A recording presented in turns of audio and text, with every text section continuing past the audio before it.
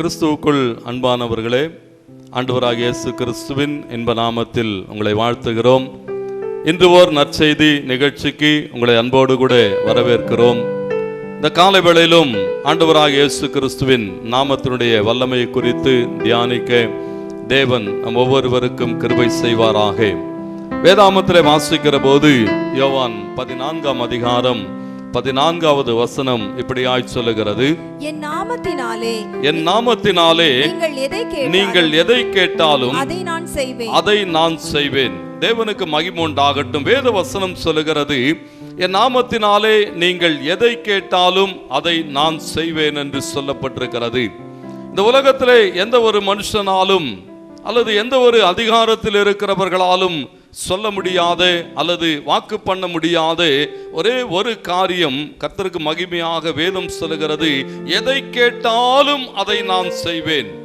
எந்த மனுஷனும் இன்றைக்கு அப்படி சொல்ல முடியாது, இன்றைக்கு அப்படி செய்ய முடியாது. இந்த உலகத்திலே ஒரே ஒருவரை தவிர கர்த்தருக்கு மகிமையாக அவர்தான் நம்முடைய ஆண்டவராகிய இயேசு கிறிஸ்து. இயேசு கிறிஸ்து சொல்லுகிற போது இங்கே சொல்லப்பட்டிருக்கிறதை பார்க்கிறோம். எந்த சூழ்நிலையிலும் எப்படிப்பட்டவர்களுக்கும் எப்படிப்பட்ட தேவைகளையும் சந்திக்கிறதுக்கு அவர் போதுமான ஒரு தேவனாய் இருக்கிறார். இந்த வசனங்களிலே வாசிக்கிற போது ஆண்டவர் சொன்னார், என் நாமத்தினாலே நீங்கள் எதை கேட்டாலும். அருமையான சகோதரனே, சகோதரியே, தொலைக்காட்சியின் மூலமாக தேவனுடைய வார்த்தையை பார்த்து கொண்டிருக்கிற உங்கள் ஒவ்வொருவரோடும் கூட ஆண்டவர் பேசுகிறார். என் மகனே, என் மகளே, நீ யாராக இருந்தாலும் அல்லது உன் தேவைகள் எதுவாக இருந்தாலும் இன்றைக்கு ஆண்டவர் சொல்லுகிற வண்ணமாக அவர் உங்கள் எல்லா தேவைகளையும் சந்திப்பார். தேவனுடைய ஜனங்களாக தேவனுடைய கரத்திலிருந்து இன்றைக்கு அப்படிப்பட்ட ஆசீர்வாதங்களை நீங்களும் நானும் பெற்றுக்கொள்ள முடியும். வாக்குத்தத்தம் பண்ணுகிறவர் எப்படிப்பட்டவர் என்று சொல்லப்பட்டிருக்கிறது. எல்லாவற்றையும் செய்கிற தேவன். கர்த்தருக்கு மகிமை உண்டாகட்டும். தேவ பிள்ளையாய் இருக்கிறதுனாலே ஆண்டவர் சொன்னார், நீங்கள் எதை கேட்டாலும். தேவனுடைய ஜனங்களாய் தேவனுடைய பிள்ளைகளாய் ஆண்டவரிடத்திலே நாம் கேட்கிற போது எவைகளையும் செய்கிற ஒரு தேவன். இந்த காலை வேளையிலே அந்த தேவனுடைய நாமத்தினுடைய வல்லமையையும் தேவனுடைய பிள்ளைகளாய் இருக்கிறதுனாலே தேவன் நமக்கு கொடுத்திருக்கிறதானே அந்த மேன்மையான அதிகாரத்தையும் குறித்து தியானிக்கிறதுக்கு ஆண்டவர் நமக்கு கிருபை தருவாராக. இந்த வேத வசனத்திலே ஆண்டவர் சொன்னார், அவருடைய நாமத்தினுடைய வல்லமை, தேவ பிள்ளைகளுடைய வல்லமை, ஜெபத்தின் வல்லமை என்று அநேக காரியங்கள் சொல்லப்பட்டிருக்கிறது. வேதாமத்திலிருந்து ஒரே ஒரு மனுஷனை குறித்து இந்த காலை வேளையிலே தியானிக்கிறதுக்கு ஆண்டவர் நமக்கு உதவி செய்வார். வேதம் சொல்லுகிறது, அப்போஸ்தலர் நடவடிக்கை 9ஆம் அதிகாரம் 33, 34 வசனங்களிலே வாசிக்கிற போது அங்கே ஒரு மனிதனை குறித்து வேதம் நம்மோடு கூட பேசுகிறது. அந்த வசனங்களை வாசிக்க கேட்போம். அங்கே 8 வருஷமாய் கட்டிலின் மேல் திமிர்வாதக்காரனாய் கிடந்த ஐனேயா என்னும் பேருள்ள ஒரு மனுஷன் இருந்தான். நன்றாய் கவனியுங்கள். இந்த வேத பகுதி சொல்லுகிறது, 8 வருஷமாக திமிர்வாதக்காரனாய் கட்டிலின் மேலே கிடந்ததான ஒரு மனிதனை குறித்து வேதம் இங்கே பேசுகிறது. அந்த திமிர்வாதம் என்பது என்ன? முற்றிலும் செயல்பட முடியாத ஒரு நிலைமை, பேரலைஸ்ட் என்று சொல்லப்பட்டிருக்கிறது. முற்றிலும் ஒன்றுமே செய்யக்கூடாதவனாய் இருந்ததானே ஐனேயாவை குறித்து சொல்லப்பட்டிருக்கிறது. அவனுடைய வாழ்க்கை எப்படி இருக்கிறது? இந்த காலை வேளையில் இந்த செய்தியை பார்த்து கொண்டு இருக்கிற நீங்கள் யாராக இருந்தாலும் உங்களுடைய சூழ்நிலை ஒருவேளை ஐனேயாவை போல, ஐனேயாவினுடைய வாழ்க்கை எப்படி இருக்கிறதா? எல்லாவற்றுக்கும் மற்றவர்களை எதிர்பார்த்து வாழ்கிற வாழ்க்கை, எல்லாவற்றுக்கும் மற்றவருடைய கையை நோக்கி எதிர்பார்த்து வாழ்ந்து கொண்டிருந்த வாழ்க்கை என்று சொல்லப்பட்டிருக்கிறது. ஆண்டவே, இன்றைக்கு அப்படிப்பட்ட சூழ்நிலையிலே நீங்கள் இந்த இடத்துல இருப்பீர்களானால் ஐனேயாவுக்கு ஒரு அற்புதத்தை செய்த கிறிஸ்து தாமே இன்றைக்கும் உங்களுக்கு ஒரு அற்புதம் செய்வார். இந்த வேத வசனம் சொல்லுகிறது, எல்லாவற்றுக்காகவும் மற்றவர்களை எதிர்பார்த்து கொண்டிருந்தவன் நம்பிக்கையற்றதானே ஒரு நீண்ட 8 வருடங்கள் என்று சொல்லப்பட்டிருக்கிறது. ஐனேயாவை போல ஒருவேளை இன்றைக்கு என்னுடைய வாழ்க்கை மாறும், இந்த மாதத்திலே என் வாழ்க்கை மாறும், இந்த வருடத்திலே என் குடும்பம் மாறும், ஒரு ஆசீர்வாதத்துக்குள்ளாக நாங்கள் கடந்து போவோம் என்று சொல்லி நம்பி அநேக ஆண்டுகளாக ஆசீர்வாதங்களை பெற்றுக்கொள்ள முடியாமல் போராட்டங்களோடு கூட மற்றவர்களை சார்ந்து வாழ்ந்து கொண்டு இருப்பீர்களானால், இந்த வேதம் சொல்லுகிறது, இங்கே 8 வருட காலமாக அவன் தொடர்ந்து காத்து கொண்டிருக்கிறான். மாற்றங்கள் நிகழவில்லை. இன்றைக்கு அநேகருடைய வாழ்க்கையை பார்க்கிற போது எங்களிடத்திலே தொடர்பு கொள்ளுகிற அநேகர் சொல்லுகிற போது சொல்லுகிறார்கள், திருமணமாகி இத்தனை வருஷங்களாக எங்களுக்கு ஒரு குழந்தை இல்லை, எத்தனையோ வருஷங்களாக எங்களுடைய கடன்களை அடைக்க முடியவில்லை, குடும்பத்தை நடத்த, பிள்ளைகளை நடத்த, பிள்ளைகளை படிக்க வைக்க, ஊழியத்தை நடத்த, சபையை நடத்த இன்றைக்கு அநேகரை சார்ந்து வாழ்ந்து கொண்டிருப்பீர்களானால் இந்த காலை வேளையில் ஆண்டவர் சொல்லுகிறார், தேவன் இன்றைக்கு உன் வாழ்க்கையிலே ஒரு அற்புதம் செய்வார். ஐனேயாவை குறித்து அங்கே சொல்லப்பட்டிருக்கிறது, மற்றவர்களை சார்ந்து வாழ்ந்து வாழ்ந்து அவன் சோர்ந்து போயிருக்கிறதை பார்க்கிறோம். இந்த தொலைக்காட்சியின் மூலமாக இந்த சத்தத்தை கேட்டுக்கொண்டிருக்கிற உங்கள் ஒவ்வொருவரோடு ஆண்டவராக இயேசு கிறிஸ்து பேசுகிறார். இந்த ஐனேயாவை போல நீண்ட நெடிய வருஷங்களாக உன் வாழ்க்கையிலே மாற்றங்களை எதிர்பார்த்து கொண்டிருக்கிறாயோ, வேதம் சொல்லுகிறது இன்றைக்கு இயேசு உன்னை குணமாக்குகிறார்.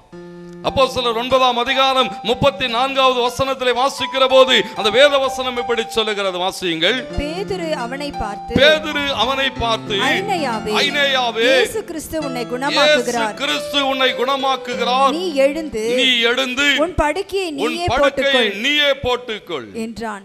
பாருங்க, இங்கே சொல்லப்பட்டிருக்கிறது, அங்கே பேதுரு, அப்போஸ்தலனாகிய பேதுரு ஐனேயாவை பார்த்து சொல்லுகிறார், ஐனேயாவே, இயேசு கிறிஸ்து உன்னை குணமாக்குகிறார், நீ எழுந்து உன் படுக்கையை நீயே போட்டுக்கொள். எவைகளை உங்களால் செய்ய முடியாது என்று சொல்லப்பட்டதோ, இன்றைக்கு உலகம் அநேக காரியங்களை சொல்லுகிறது, இவைகளை செய்ய உன்னாலே முடியாது, உன்னாலே கூடாது, உன்னாலே இவைகளை நடத்த முடியாது என்று சொல்லி உலகம் சொல்லுமானால் இன்றைக்கு ஆண்டவர் சொல்லுகிறார், உன் படுக்கையை நீயே போட்டுக் கொள்ளும்படியாய், உன் வாழ்க்கையை நீயே நடத்தும்படியாய், உன் குடும்பத்தை நீயே நடத்தும்படியாய், உன் தொழிலை நீயே நடத்தும்படியாய் ஆண்டவராகிய தேவன் இன்றைக்கு உன்னை பலப்படுத்துகிறதுக்கு அவர் உண்மையுள்ள தேவன். வேதாமத்திலே வாசிக்கிற போது ஆதியாகமத்தின் புத்தகத்திலே சொல்லப்பட்டிருக்கிறது, 21ஆம் அதிகாரம் 7வது வசனம். ஆண்டவருடைய வார்த்தையை கவனியுங்கள், வாசியுங்கள். சாராள் பிள்ளைகளுக்கு பால் கொடுப்பாள் என்று ஆபிரகாமுக்கு எவன் சொல்லுவான்?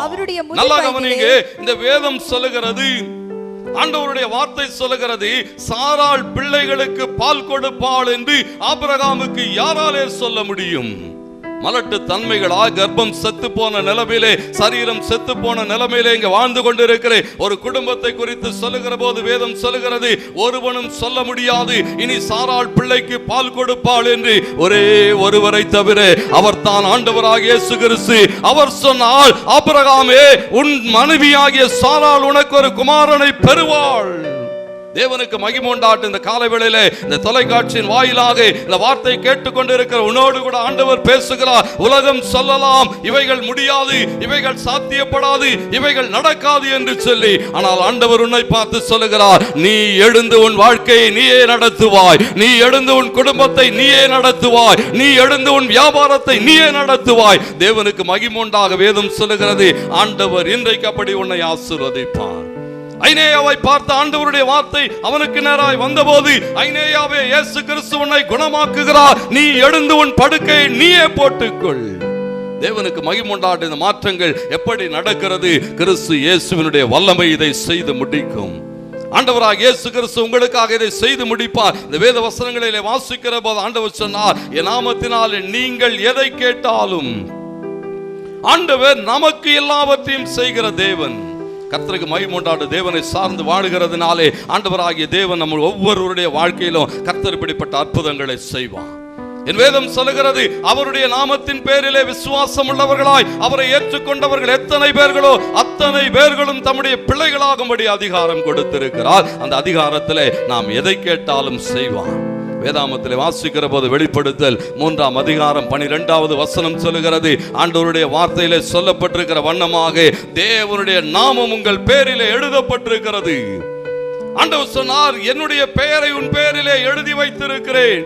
நம்மேலே அவருடைய நாமம் எழுதப்பட்டிருக்கிறது. கர்த்தருக்கு மகிமை உண்டாகட்டும். அந்த வசனத்தை வாசியுங்கள். ஜெயம் கொள்ளுகிறவன் எவனோ அவனை என் தேவனுடைய ஆலயத்திலே தூணாக்குவேன், அவன் ஒரு காலும் நீங்குவதில்லை. என் தேவனுடைய நாமத்தையும் என் தேவனால் பரலோகத்திலிருந்து இறங்கி வருகிற புதிய எருசலேம் ஆகிய என் தேவனுடைய நகரத்தின் நாமத்தையும் புதிய நாமத்தையும் அவன் மேல் எழுதுவேன். அல்லேலூயா. ஆண்டவருக்கு மகிமை உண்டாகட்டும். உங்க மேலே இயேசு தம்முடைய பெயரை எழுதி வைத்திருக்கிறார்.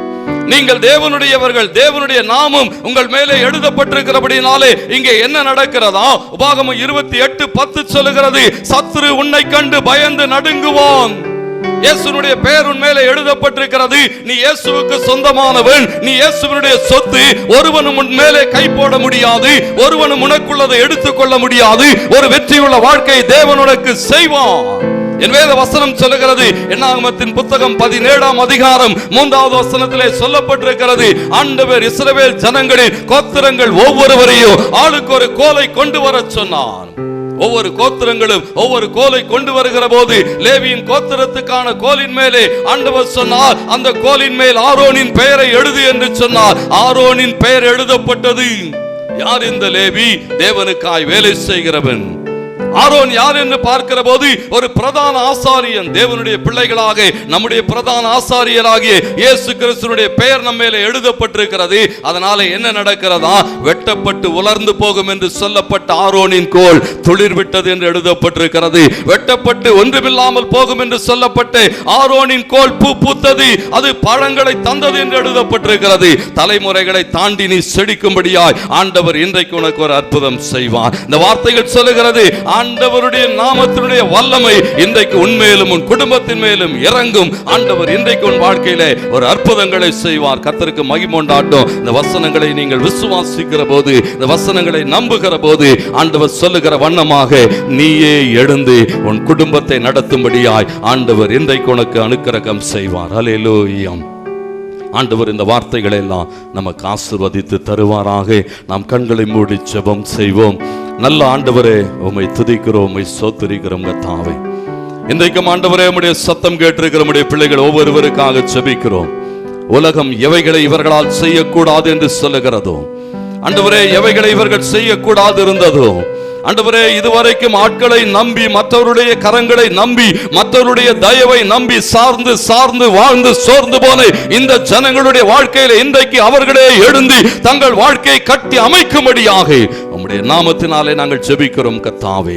என் தேவன் அப்படி ஒரு அற்புதத்தை செய்கிறதுக்காக உமக்கு நன்றி. ஆண்டவரே, ஒவ்வொருவருடைய வாழ்க்கையை நீர் அப்படி ஆசீர்வதிக்கிறதுக்காக நன்றி. ஜெயம் கொள்ளுகிறவர்களாய் ஒவ்வொருவரை நீர் மாற்றினதற்காக இயேசுவே உமக்கு நாங்கள் நன்றி சொல்லுகிறோம். தொடர்ந்து உம்முடைய கிருபை ஒவ்வொருவரை ஆளுகை செய்யட்டும். இயேசுவின் நாமத்தில் ஜெபிக்கிறோம் நல்ல பிதாவே. ஆமேன், ஆமேன். கர்த்தர் தாமே உங்கள் ஒவ்வொருவரையும் ஆசீர்வதிப்பாராக. ஆமேன்.